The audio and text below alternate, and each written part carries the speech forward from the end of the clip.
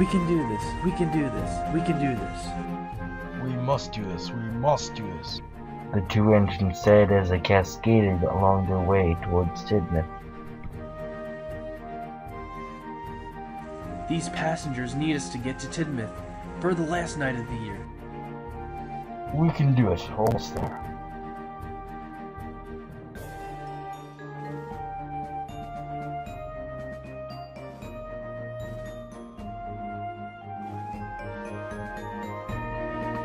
Good show, good show. Henry's driver called out as he smashed through the last drift. All soft stuff from here.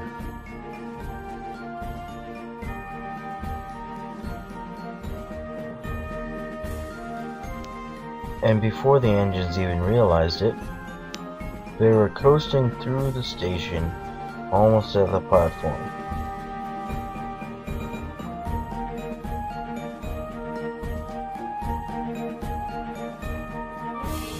A cheer went up as the passengers were disembarking.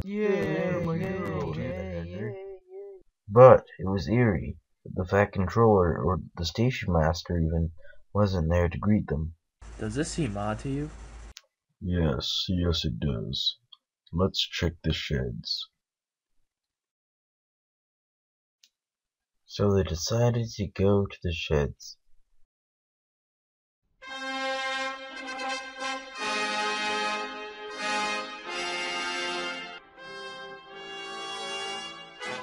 To their surprise, the whole shed was filled with engines from every part of the line.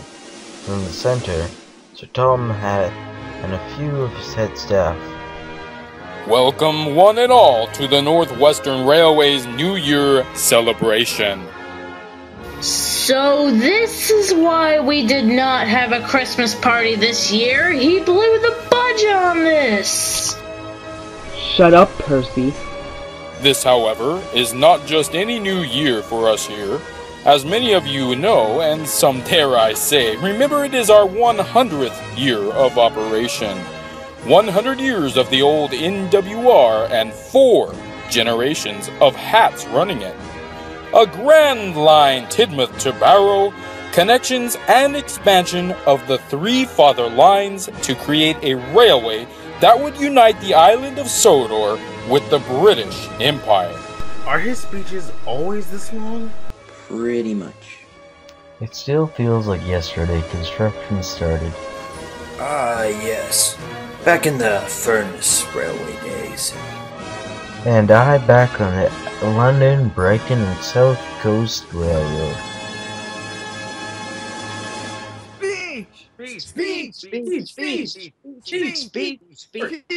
Speech.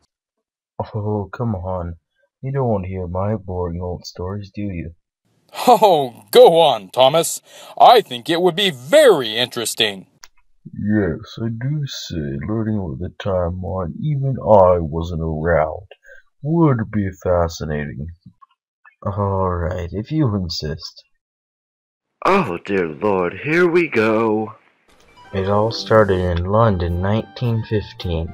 Myself and one of my brothers of the same class were just completed and put into service on the London, Brighton and South Coast Railway, working at London Bridgeport. I was one of 5 and he was one of 6. Back then, I didn't even have a name, only a number. Times were tough. It was during the First World War, and we made do with what we had. Being on war, let's say, had its effects on people. For my brother, it made him strict and precise. For me, on the other hand, Thomas chuckled. Let's just say, cheeky. I would say, said James. Henry and Gordon just grinned. One morning, it was at it again. Shunt the empties from shunting 4 to 1. Move those ballast wagons. And for the love of Britain, move that waiting train to its proper siding. Come on, bro, I'm doing it. No need to be so pushy. Don't use that tone of voice with me. I am telling you, 05, ill. But I chuffed away to do my work. Later that day, work started to cool down. 106 was sleeping in the siding. I saw the opportunity. Ooh, driver, I need some more steam. So the driver, being inexperienced, opened the regulator further. I gained speed. I biffed the trucks with a bash, waking up 106, but the trucks surged on. Why, you fool? The trucks surged on, flying off the rails at the curve, and quickly sinking into the water below. Only a shunter of the name of Kate and Catherine was injured in the crash. Luckily, no one else was hurt. My controller at the time, Mr. Beaton, visited the sheds the next morning. Your actions have cost us railway lots of money. Those trucks contained thousands of pounds of munitions for the war effort. You're lucky they did not go all right. You should take note of 106 here, hard worker and never late. The other week, our railway was asked to provide one of the shutting locomotives to the Northwestern project up on Sodor. I was going to send anyone, not those new stuff 2s, and heaven forbid, on one two-way or extension tanks. But it looks like this is going to go. The island of Sodor, sir? Yes, the island has a low population and a low amount of railway lines. The Northwest project was made to connect the far shores with the main land. After the project is done, you're to be sent back here. Hopefully you learned your lesson. I didn't reply, I just had no words. Gordon chuckled. That would explain a lot. Yes, indeed, replied Henry. I was shipped out the next day. It took 2 days to arrive at the destination because I had to transfer at several railways. I didn't pay attention to the view. Oh, how I will come to regret that. When I arrived in the Furnace Railway, I was greeted promptly with a young man I would come to know as the Fat Director, or Mr. Topham Hatt. That would be great-grandfather, otherwise known as the Fat Director. Yes, I remember him. He was the first director of the railway. Yes, you're 105. My name is Mr. Topham Hatt, but if you would like, you can call me the Fat Director. I've been given this nickname over time. Well, hello, Mr. Hatt. I did not feel comfortable enough to call him the Fat Director yet. Thomas, your first job will be to finish the construction of the Vicarstown Bridge. It is a crucial link to more supplies into the rest of the island. Other engines from this railway have been on and off working on it for the past year. It will only take another month or two. Okay, sir, I'll try my best. Over the next month, I worked on the bridge construction. Work moved on, but slowly and tiring. We had to drop big sections down with large cranes.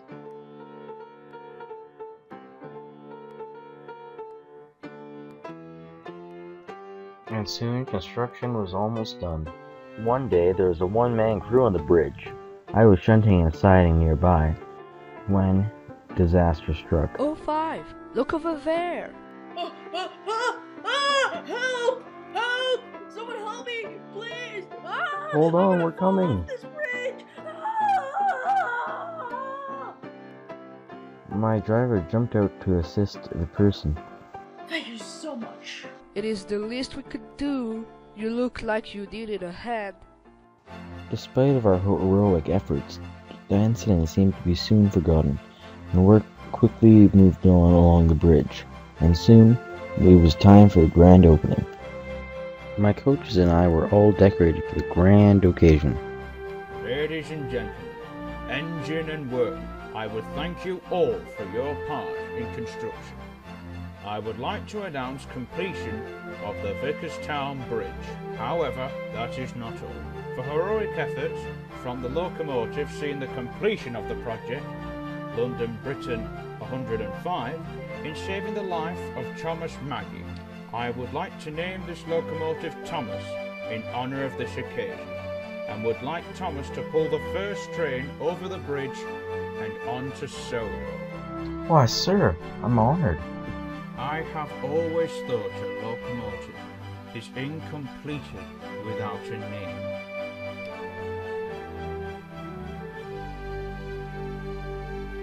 Such happy memories.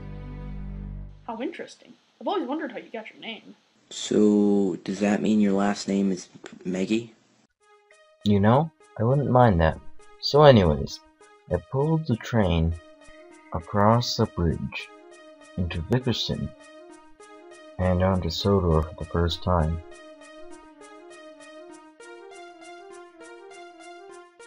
To my surprise, when I arrived at the station, there was a group of people and 3 engines waiting for me. Hey, I'm Peter. I'm Rowan.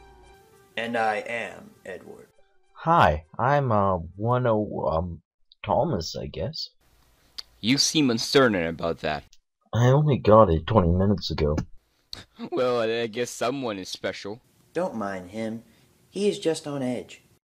From what, may I ask? The war, man! We are making a path to the front line of defense. This is the only reason why we're doing this, man. Calm down, man. Just calm down. Oh, well, how rude am I? I'm sorry. I'm sorry. I'm afraid I get massive mood swings. I'm so very sorry. He's fine once you get to know him.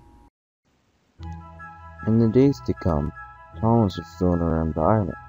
The sheds of Vickerson and the track works that were producing all the rails for the whole island and the reconstruction of the old railways.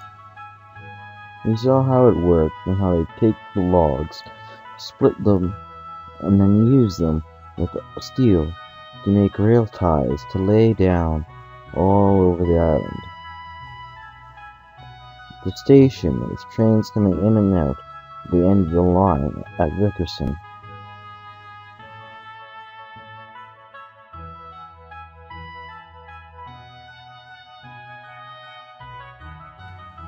And the Ballyhoo Tunnel, which would be soon known as Henry's Tunnel, but no one knew it yet. This tunnel was the thing that made the old railway not work when it collapsed and didn't allow them to connect to the mainland.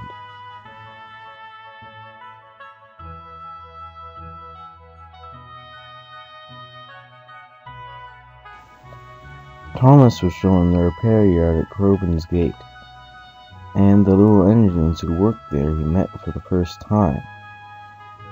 He liked how the rock traveled from their railway to his, and enjoyed their company and chatted. This time there was only Skarloey and Relaus. Then I was taken to Kirk Royale. At the time, it was the biggest port in the island. All the materials came in and out from mid-Sodor before the bridge through there. All the big ships used the harbor, and most people came to Sodor by this port. It was of course replaced by Tidmouth in later years. And finally, Kronk, the current end of the line for the railway. The station was still under construction. Here is Kronk. We've just been able to build it. It is one of the largest cities in Sodor. Over the coming weeks, Thomas and the other engines worked on the extension all across the island, moving materials to new areas as well as improving the old tracks of existing railways. Thomas started to like it on Sodor. One day, all the engines were working on the extension part of the line. Thomas, Edward, and Rowan were at the Viaduct, which was still under construction, while Peter was bringing a supplies train. Peter was not in a good mood, and the trucks could tell. Come on, trucks, you dirty, lousy, wonderful piece of equipment. Today are acting just fine, in fact, but I'm going to tear you apart, board by board. Is this guy for real? Yep. Are you thinking what I'm thinking? Do you know it? The trucks behaved at first, but later they broke away from the train. Peter chased them, but in futile efforts. Thomas and Edward were sitting on the start of what would become the Viaduct, and Rowan was sitting on a siding. Rowan saw the inevitable disaster coming. I have good 30 years. The others are so much younger than I am. For Sodor.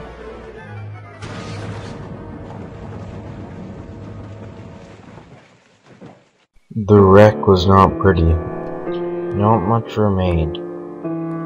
But the time anything could be done, the rest of Rome was washed down the river.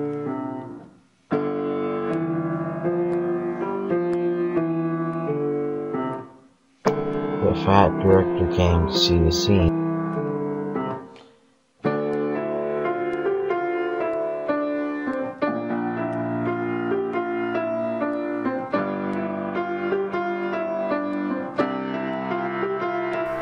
The situation looks grave.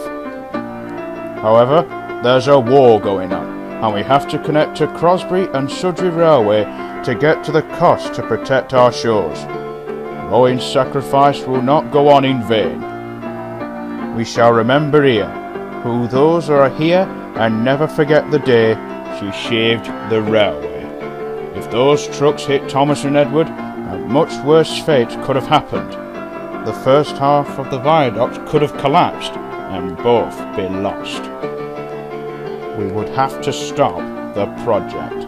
I remember reading about that in the archives. I'm truly sorry.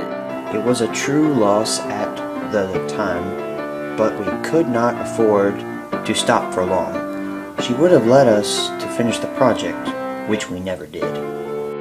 What?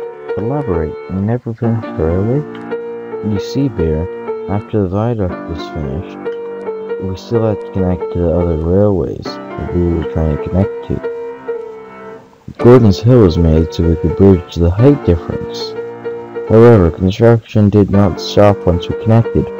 The goal was to make a line along the coast, not just to one of them. We planned to build all the way north to Hedgehog and patrol with armed trains. But the war and the money ended before we could finish the job. We only made it to Arsdale, the little stretch of track which is Duff's branch line. Yes, I can remember the day the First World War ended, and I was so scared I had to go back home, like Peter did. Luckily, my driver and fireman talked the Fat Controller into keeping me. Apparently they fell in love with local women, and I did not want to go back home. And because of all this, Vickerston remained our terminus. Yes, I remember for the first 9 years we were based there with the old roundhouse. And that is where Fatty over there got stuck in a ditch. You unpleasant scallywag. Don't make me bring up the tunnel. The ditch. Tunnel. The ditch. Tunnel. The ditch. Tunnel. The ditch. Back on topic, I remember. I was the station pilot for the first few years there at Vickerston. And I was left to run the branch line with some of the remaining engines from the other railway. Then in 1925 it all changed. With the stability of knowing the line wouldn't extend anymore, Tidmouth became our terminus on the island. As well, we made Barrow into one. Now we moved to here with our main station and port, and Barrow on the far end as well. And you could say, the rest is history.